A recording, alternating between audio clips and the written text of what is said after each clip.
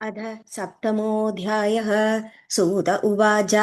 तौ वीक्ष्य बलिनौ ब्रह्मा तदोपायानचिन्तयत् सामदानभिदाधींश्च युद्धान्तान् सर्वतन्त्रवित् न जानेऽहं बलं नूनम् एतयोर्वयदातलम् अज्ञाते तु बले कामं नैव युद्धं प्रशस्यते स्तुतिं करोमि चेदद्य दुष्टयोर्मदमत्तयोः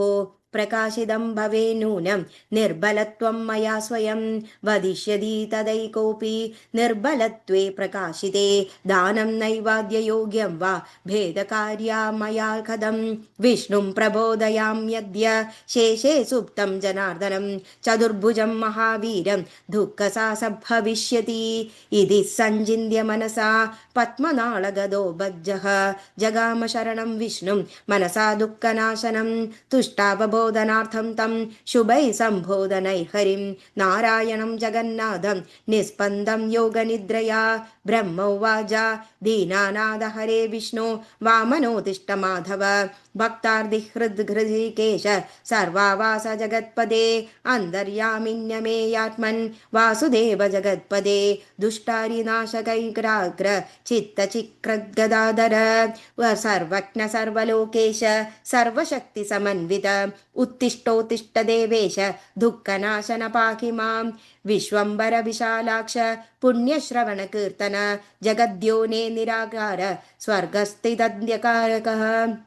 इमौ दौत्यौ महाराज हन्तुकामौ मदो ददौ न जानास्यखिलाधार कथं मा सङ्कटे गतम् उपेक्षसेति दुःखार्थं यदि मां शरणं गतं पालकत्वं महाविष्णु निराधारं भवेत् ततः एवं स्तुताभिर्भगवान् स न बुबोध तदा हरिः योगनिद्रा समाक्रान्त तदा ब्रह्माह्यचिन्तयत् नूनं शक्तिसमाक्रान्तो विष्णुर्निद्रावशङ्गतः जाहार न धर्मात्मा किं कर्योम्यद्य दुःखितः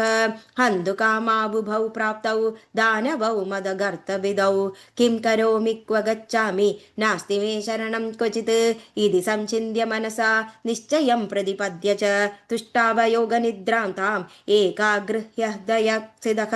विचार्य मनसाप्येवं शक्तिर्मे रक्षणे क्षमा यया ह्यचेतनो विष्णुः कृतोऽस्ति स्पर्धवर्जितः व्यसुर्यता न जानाति गुणान् शब्दादिकानिह तदा हदिर्न जानाति निद्रामीलितलोचनः न जहाति यदो निद्रां बहुधा संस्तुतोऽप्यसौ मन्येनास्य वशे निद्रा निद्रयायं वशीकृतः यो यस्य वशमापन्नः स तस्य किङ्करः किल तस्माच्च योगनिद्रेयं स्वामिनी मापतेर्हरेः सिन्धुजाया अपि वेशे यया स्वामी वशीकृतः नूनं जगदिदं सर्वं भगवत्या वशीकृतम् अहं विष्णुस्तदा शम्भुः सावित्री च रमाप्युहा सर्वे वयं वशे यस्य नात्र किञ्चिद्विचारणः हरिरपश्यदश्येते यदान्यप्राकृतो जनः ययाभिभूतका वर्ता किलान्येषां महात्मनां स्तौ मध्य योगनिद्रां वै यया मुक्तो जनार्दनः कडयिष्यति युद्धं च वासुदेवः सनातनः इति कृत्वा मदिं ब्रह्मा पद्मनाळस्थितस्तदा तुष्टावयोगनिद्रां तां विष्णोरङ्गेषु संस्थितां ब्रह्मोवाच देवि त्वमस्य जगदखिलकारणं हि ज्ञातं मया सकलवेदवजोभिरम्भ यद्विष्णुरप्यखिललोकविवेककर्ता निद्रावशं च गमिदः पुरुषोत्तमोऽद्य को वेदते जननी मोहविलासलीलां मूढोऽस्म्यहं हरिरयं विवशश्चेते ईदृक्तया सकलभूतमनोनिवासे विद्वत्तमो विबुधकोटिषु दुर्गुणायाः संख्या वदन्ति प्रकृतिं पुरुषं च यातां चैतन्यभाररहितां गगतश्च कर्त्रीं किं तादृशादि कथमत्र जगन्निवास चैतन्यदा विरहितो विहितस्त्वयाद्य नाड्यं तनोषि सगुणा विविधप्रकारं नो वेति कापि तव कृत्य विधानयोगं ध्यायन्ति या मुनिगणा नियतं त्रिकालं सन्ध्येति नाम परिकल्प्य गुणान् भवानी बुद्धिर्हि बोधकरणा जगदां सदा त्वं श्रीश्चासि देवी सततं सुखदासुराणां कीर्तिस्तदा मदिवृदा किल कान्तिरेव श्रद्धारतिश्च सकलेषु जनेषु मातक नादुपरं किल पदर्कशतै प्रमाणं प्राप्तं मया यदि गतिं गतेन त्वं चात्र सर्वजगतां जननीति सत्यं निद्रालुदां वितरता हरिणात्र दृष्टं त्वं देवि वेदविदुषामविदुर्विभाव्या वेदोऽपि नूनमखिलार्तया न वेद यस्मात् त्वबुद्भवमसौ श्रुतिसाप्नुवान प्रत्यक्षमेव सकलं तव कार्यमेतत् कस्ते चरित्रमखिलं भुवि वेदमयमान् नाहं हदिर्न च बभो न सुरास्तदान्ये ज्ञातुं क्षमाश्च मुनयो मम मात्मदा च दुर्वाच्य एव महिमा तव सर्वलोके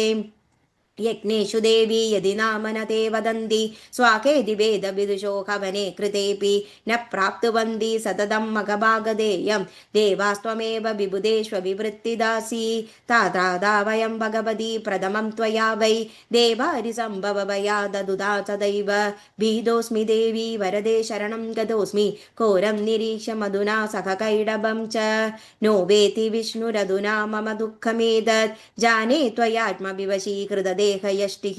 मुञ्जादिदेवमदवा जहिदानवेन्द्रौ यद्रोचदे तव कुरुष्व महानुभावे जानन्ति येन तव देवि परं प्रभावं ध्यायन्ति ते हरिहरावभिजन्दचिन्ताः